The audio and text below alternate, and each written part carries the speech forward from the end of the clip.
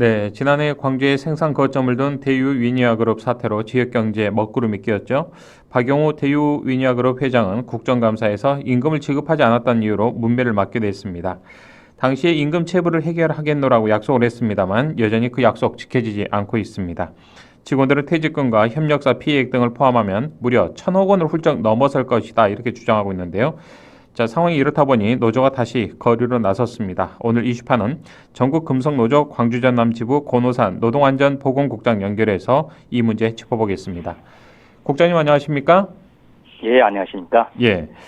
자, 먼저 지난해 대유인여그룹 주력 업체들이 잇따라 법정 관리를 신청하면서 협력 업체들이 지금까지도 큰 어려움을 겪고 있는데 이제 뭐 명절도 며칠 앞으로 다가왔습니다. 현재 지금 상황이 어떻습니까? 우리 노동자분들이요. 글쎄, 이제 대위니아그룹 7개 계열사가 이제 법정 관리 들어갔는데요. 특히 뭐 지역의 대표적인 사업장인 그 위니아나 위니아전자도 포함돼 있어서 뭐 휴업을 반복하다 보니까 협력 업체들 같은 경우도 납품대금 미납된 상태고 또 그에 따라서 뭐 임금도 체불되고 그래서 상당히 좀 어려운 상태고 특히나 설을 앞두고 체불임금 해결 전망도 그렇게 보이지 않아서 상당히 힘들어하고 있는 상황으로 알고 있습니다. 네. 자, 국장님 지난해 11월 광주고용노동청의 중재로 체불임금을 좀 순차적으로 지급하기로 일단은 협의가 이루어진 것으로 알고 있는데 이 과정에서 네, 박용우 회장 이 국감에서도 임금 체불을 약속하겠다 해결하겠다라고 약속을 했는데 이 약속이 좀 지켜지지 않고 있는 거 아니겠습니까? 현재까지요? 네, 그렇습니다. 왜 약속이 그렇습니까? 지켜지고 있지 않은 예. 상황입니다. 그래서 사실 이제 뭐 노동청 중재로도 약속을 했고, 그다음에 이제 국회 환경노동위 국정감사에서도 어떻게 보면 국회의원과 국민 앞에 약속을 했는데요. 지키지 않아서 뭐 결국 환경노동위가 위증죄로 고발하기도 했는데 사실 이제 그때 어떤 사회적 비판을 모면하느라고 뭐 거짓말로 좀 일관해왔다 이렇게 볼 수밖에 없는 이제 그런 상황으로 보입니다. 네. 당시에 체불임금을 좀 정리하겠다라는 이 약속이 단순히 사회적인 비판을 피하기 위한 하나의 꼼수였다 이렇게 봐도 과언이 아니겠네요. 네, 예. 현재로는 그렇습니다. 왜 그러냐면 특히나 이제 뭉베르시시 골프장을 좀 매각을 해서 네. 체불임금을 해결하겠다고 그렇게 약속도 했었는데요. 실제 매각해서 뭐 3천억 준 이제 부채 상환하고 이렇게 해가지고 뭐 1,200억 정도의 자금 확보했는데 이거에 대해서 체불임금으로 그렇게 해서 처리하기는 어렵다. 그래서 그것을 지금 아직도 안 하고 있는 뭐 그런 상태입니다. 네. 자, 박 회장은 지난 1999년에 광주의 자동차 시트 제조업체인 대유 에이텍을 설립했고요. 이후에 부품, 가전, 레저, 서비스 등으로 사업을 이제 넓혔습니다. 한때는 뭐 네, 건실한 그렇죠. 중견기업으로 촉망받게 됐고 주목을 받았었는데 지금의 이 사태를 촉발하게 된 것은 이른바 무리한 사업 확장으로 인한 경영 위기에 봉착한 것 아니냐라는 분석이 지배적입니다. 어떻게 지켜보셨습니까, 국장님? 그렇습니다. 사실은 이제 박영호 회장의 책임이 이제 가장 크다고 생각하고요. 현재 경영의 모든 책임은 그런 잘못된 경영, 특히 무리한 사업 확장 이것으로 이제 볼 수 있는데요. 가령 하나의 예를 들면 이제 뭐 옛 대우전자를 인수한 위니아전자 같은 경우도 사실 광주 공장에서 생산하던 프리미엄 냉장고를 해외 멕시코 공장으로 이전했습니다. 저희가 노동조합이 그걸 결사적으로 반대했었는데요.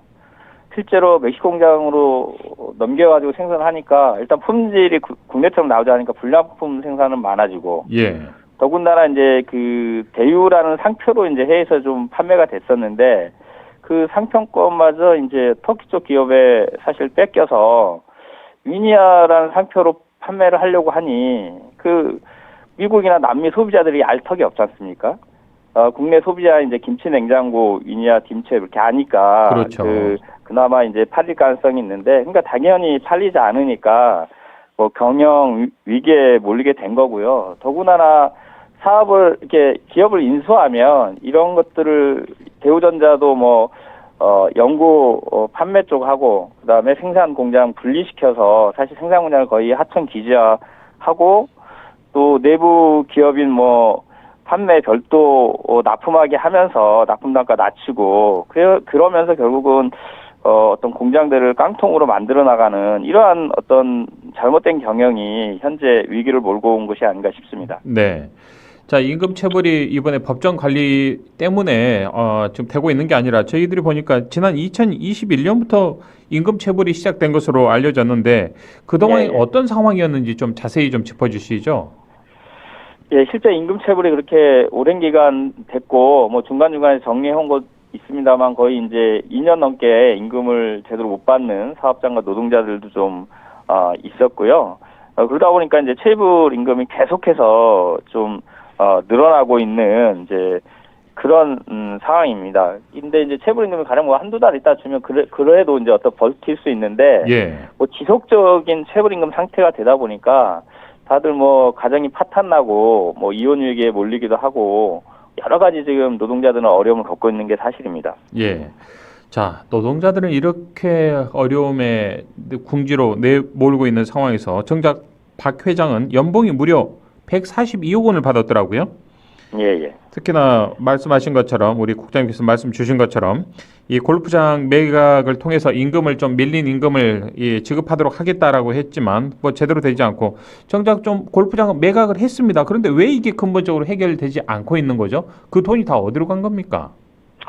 그러니까 가령 이제 그 본인의 연봉을 뭐 지난해 뭐 22년도 뭐 이렇게 해서 한 77억 정도 가져갔는데 네. 가령 그 상태에서도 체불임금 내에서 붕괴하고 있지만 그래도 이제 골프장 매각을 해서 해결하겠다고 하니까 그나마 좀 기대를 했는데 매각하고도 지금 해결하고 있지 않은 거거든요. 예. 그 사유가 그것을 그 각 계열사에 뭐 체불임금으로 주게 되면 뭐 배임에 걸릴 수도 있다. 뭐 이렇게 해서 지금 안 하고 있는 네. 그런 상황입니다. 그래서 큰 분노를 자아내고 있는데요. 저희는 당연히 지급하고 이후에 뭐 법정 관리 상태이니까 뭐 채권 추심하지 않으면 자연스럽게 해결된 문제인데 예. 결국 마지막까지 본인의 그런 기득권이나 가지고 있는 것들 놓지 않고 네. 노동자들의 어떤 체불임금으로 피해를 떠넘기는 그러니까요. 그런 상황으로밖에 볼 수 없죠. 예. 막대한 돈을 가지고 골프장을 매각을 하고 그 대금으로 우리가 상식적으로 놓고 봤을 때 뭐 법률적인 부분은 제가 뭐 검사도 아니고 판사도 아니기 때문에 네. 잘 모르겠습니다만 네. 상식선에 국민들의 상식선에서 봤을 때 골프장을 팔아서 우리 노동자들 내가 함께 일하고 있는 근로자들 노동자들에게 밀린 임금을 줬다. 이게 법적으로 과연 뭐 이 혐의를 처벌을 받을 만한 그런 짓인가 행위인가 이건 좀 물음표입니다. 예. 예, 저희는 뭐 그것도 얼마든지 본인이 그거 채권 청구하지 않으면 그러니까요. 별다른 뭐 문제가 된다고 생각하지 않고요. 본인이 쓴 게 아니라 이 노동자들 네. 임금을 준 거 아닙니까? 그러죠. 아이 참. 자, 그래서 저희가 또 지난해 광주시에서 집계한 체불 임금액을 봤더니 약 800여억 원 정도로 좀 집계가 됐더라고요. 그런데 예, 이제 예. 정작 우리 직원분들께서 다시 퇴직금 그리고 협력사들이 입었던 피해액 등을 직간접적으로 좀 추산을 하면 1,000억 원대로 훌쩍 넘을 것이다라는 목소리가 나오고 있던데 정확히 예, 예. 어느 정도입니까? 체불 임금액이요? 글쎄 그거보다 훨씬 더 심각한 것으로 보고 있는데요. 예. 가령 이제 지난해 협력사를 제외하고 뭐 위니아 이제 김치냉장고를 생산 위니아 그다음에 이제 위니아 전자 또 이렇게 거기서 생산 공장으로 분류되는 위니아 전자 매뉴팩처링 이렇게 세 개의 가전 3사 체불임금이 대략 708억 원이었어요. 예. 이게 작년 11월 6일자 기준이거든요. 그 세 개 업체만 해서 근데 지금으로 보면 사실은 1천억 원이 이 세 개 하면 넘을 가능성이 많다라고 보는데 지금 위니아 전자 같은 경우는 위니아 전자 매니팩처링 같은 경우는 사실 법정 관리 속에서 지금 의견서가 이게 청산 가치가 더 높다.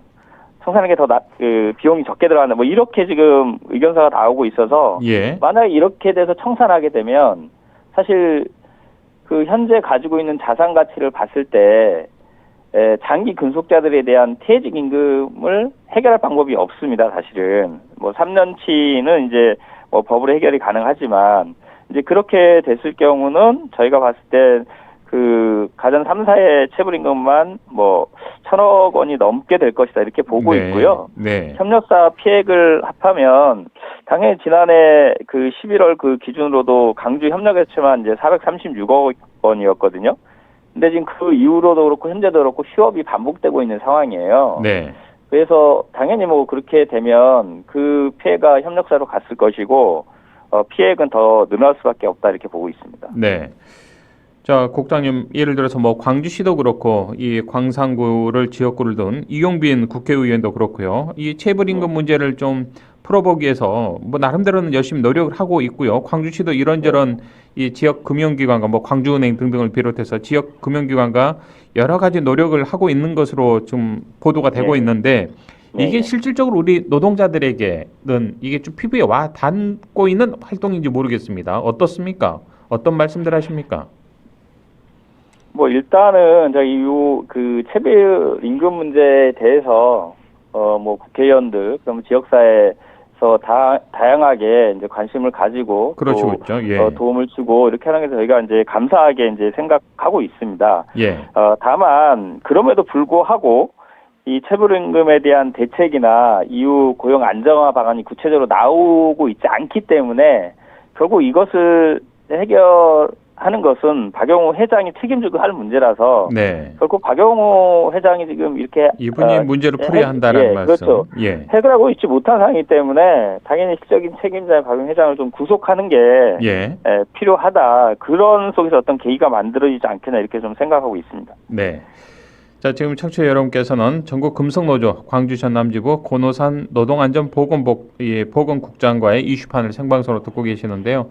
0704번을 쓰는 애청자님께서 설 명절이 코앞인데 아직까지 위니아 문제가 해결이 되지 않아서 안타깝습니다. 문제 해결을 위해서 언론은 물론이고요. 노동관서, 시민사회단체의 적극적인 관심이 절실합니다라는 또 응원의 문자 보내주셨습니다. 감사드리고요. 네, 고맙습니다. 자, 국장님 수십 년 동안 대유 위니아에서 일했던 우리 노동자들 박 회장의 임금체불 행태를 두고 이른바 노동 약자에 대한 사회적 범죄다 이렇게 비판의 목소리 내고 있는데 구체적으로 어떤 좀 의미가 담겨 있을까요?